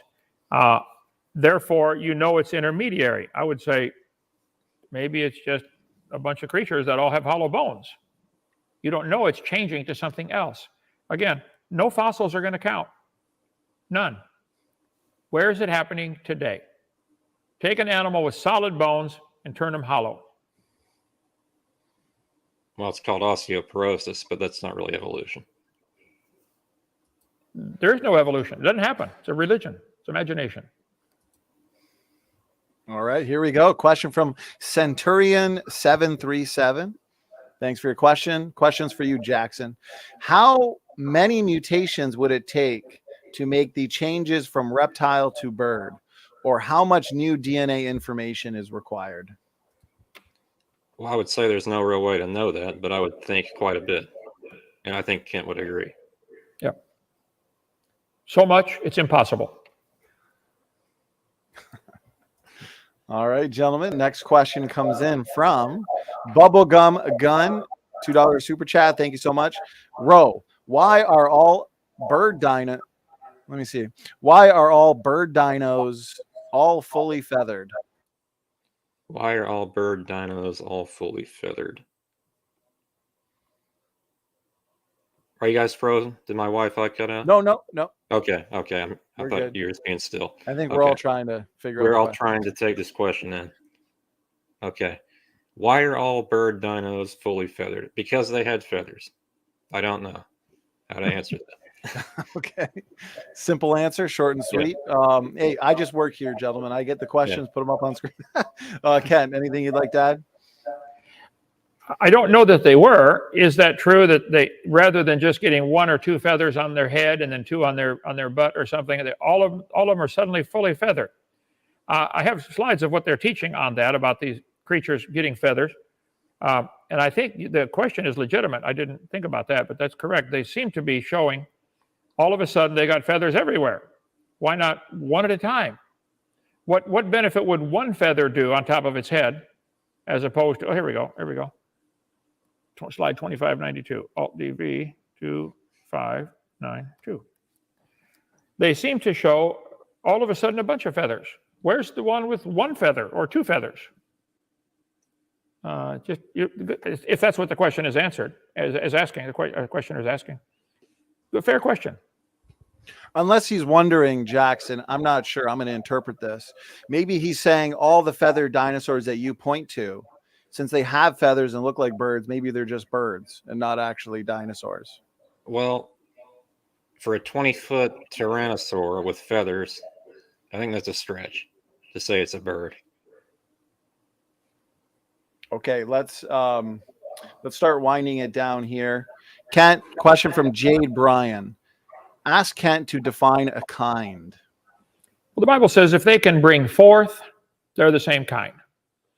I would be willing to bet $5 that the woodpeckers and the pine trees cannot bring forth a baby together. The woodpeckers and the cows cannot bring forth a baby. The dogs and the coyotes can. The dogs and the wolves can. The coyotes and the wolves can. So I think they're probably the same kind. I think that's a good field of research to try to determine. That's what the whole idea of developing classification systems is. Hey, where are we going to classify this? There's biologists, that's their full-time job. Find a new animal in the jungle. Oh, what is this? Where does it go? What's classification? That's all artificial, induced on them from man. The animals don't care where we put them. I'll tell you what, turn the animals loose in the woods, they will find their own kind. Our rabbits do not seek out the chickens to mate with them at all. Show no interest. They look for another rabbit. So leave them alone. They'll show you what's the same kind. All right, so we have our answer. Ostriches and emus are different kinds then, even though they're not really. We have levels of classification: kingdom, phylum, class, order, family, genus, species. We could put all animals in the category of alive.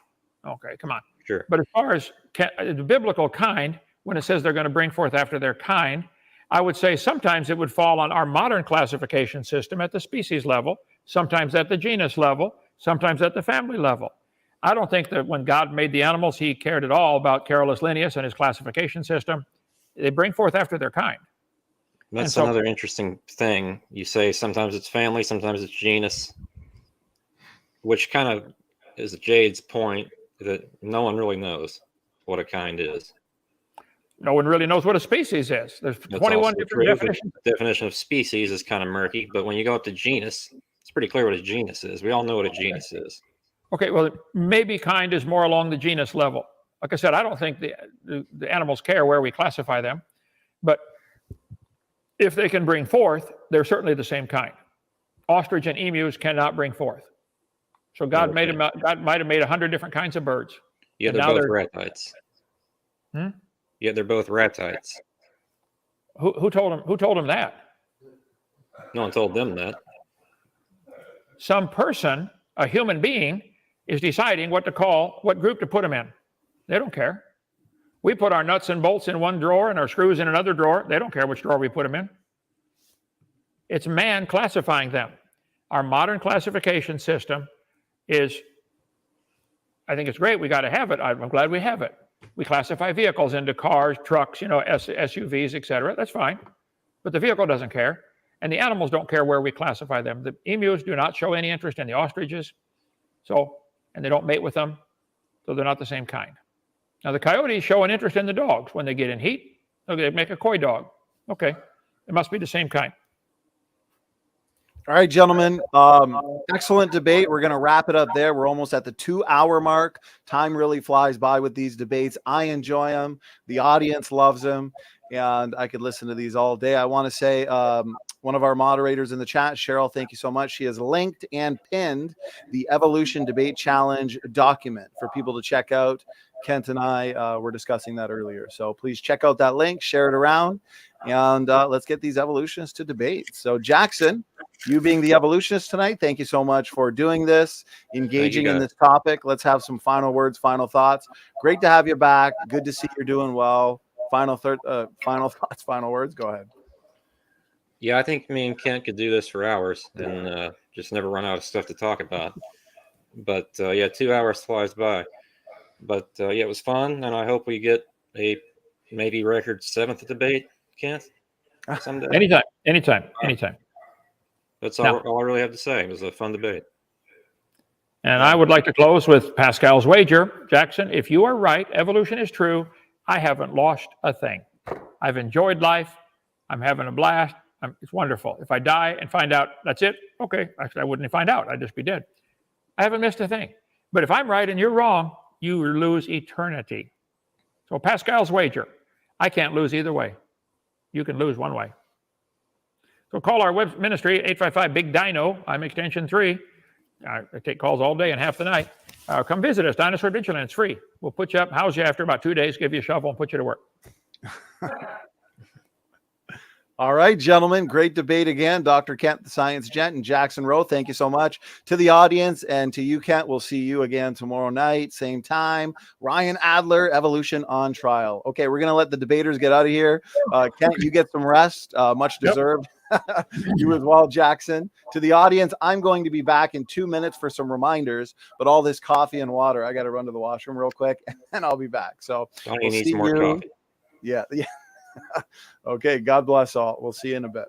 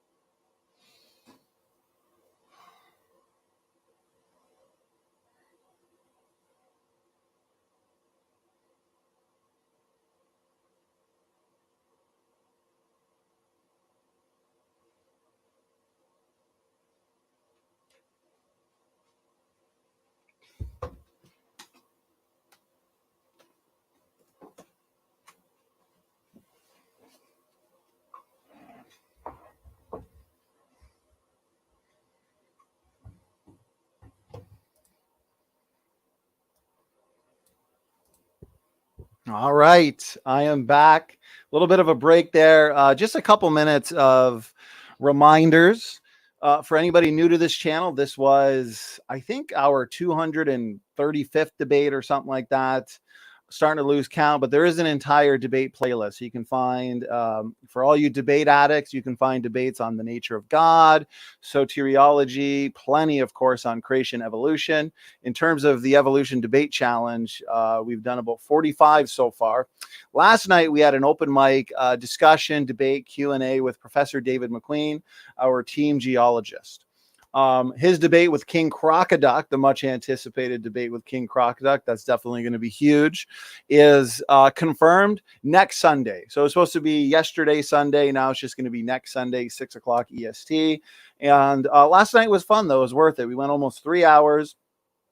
We had a lot of good open mic discussion, a lot of great people who joined to basically engage Professor David McQueen on the age of the earth and the global flood. So we want to do more of those in the future. We've done several of those with Kent. We're going to continue doing those with Kent as well. We like our open mic discussions, gives everybody the opportunity, whether skeptics or non-skeptics, to join, ask questions, provide challenges, objections, criticisms. We strongly believe in critical thinking here on Standing for Truth. So we don't ever want to just be an echo chamber. Although we're a young earth creation ministry, we host probably more debates and panel discussions than anybody out there. So if you're a skeptic, a critic, someone that doesn't necessarily agree with the positions advanced on this channel, that's why we host these open discussions for people to join. We love healthy dialogue. So I do want to let everybody know I've got the first copy of End Times Revealed, Dawn of the Antichrist. I'm pumped for this. I think it looks fantastic. I'm extremely excited for its release. It's a big book. It's about 300 pages. It's comprehensive, gets into basically everything eschatology related. So I'm excited for the discussion that I'm sure it is going to generate. There is also a full color version with a variant cover. I should probably have that tomorrow. And with that being said, the book will be available tomorrow, and I will give an official announcement on that, as well as make a video, since I know there's a lot of people that want to get it right away. I'll let you guys know. I'll put the links out there for both versions, and we'll let you guys get a copy of it. Again, End Times Revealed, Dawn of the Antichrist, roughly 300 pages. And I've already started on part 2, The Wrath of God, which will probably be another comprehensive book. For those who love the creation versus evolution controversy, this one I published last month. Again, another big book, special creation. Basically everything you can ever want compiled into a book in terms of the ancestry debate. You've got chromosome 2 fusion, endogenous retroviruses, nested hierarchies, all of your good stuff. Mitochondrial Eve, Y chromosome Noah, everything is in there for people to check out and enjoy. So tomorrow, the Evolution Debate Challenge series continues. Ryan Adler taking the challenge, and Dr. Dino. This one should be pretty epic. Also, end of the week, Mark Reed and Kent Hovind. And then next week, Matt Slick and Jake the Muslim metaphysician. So I've been looking forward to this for a while. We've got 3 or 4 main events, 3 or 4 big debates, all within a week or two. So we've got this one. We've got Kelly Powers and Turretin fan debating Calvinism. Does John 6 teach the Calvinist doctrine of effectual calling? 2 very knowledgeable brothers in the Lord here. This is going to be a really excellent debate, both seasoned debaters. They always come in swinging, so I'm pumped. Mark Reed and Kent, of course. And then the other main event we've all been looking forward to for about 4 months now, Steve Christie and Dr. Robert Sungenis, the Marian Dogmas debate. This one's coming up first part of November 8th to be exact. And last one I want to remind everybody about, we want this to be interactive. So of course, as usual, we do these live. You got questions, objections, criticisms, bring them into the live chat, and we will have our visiting geologists from the creation research team, 2 of my favorite young earth creationists. They're doing fantastic work. They do an amazing job countering the critics, John Mackay and Joseph Hubbard. Polystrate trees. This is going to be the most thorough presentation, discussion, and just video in general on this important topic. So guys, make sure you are here for that.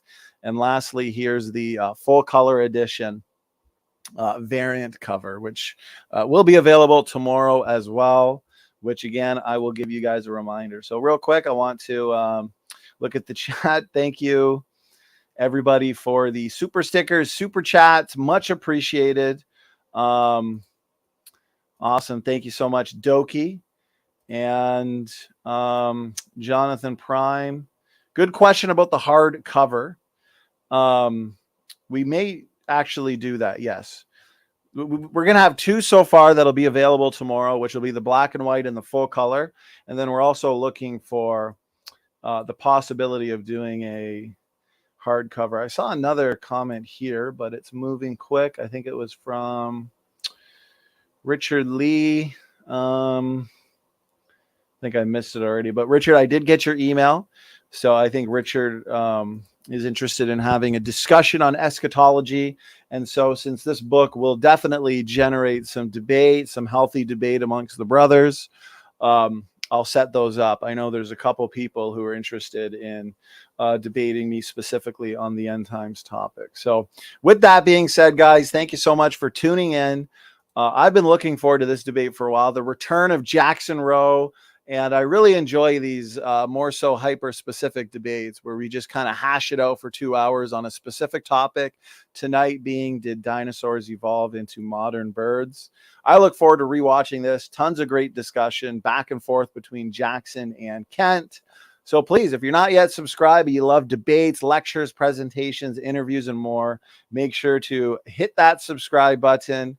And until tomorrow, guys, God bless. Standing for Truth is out.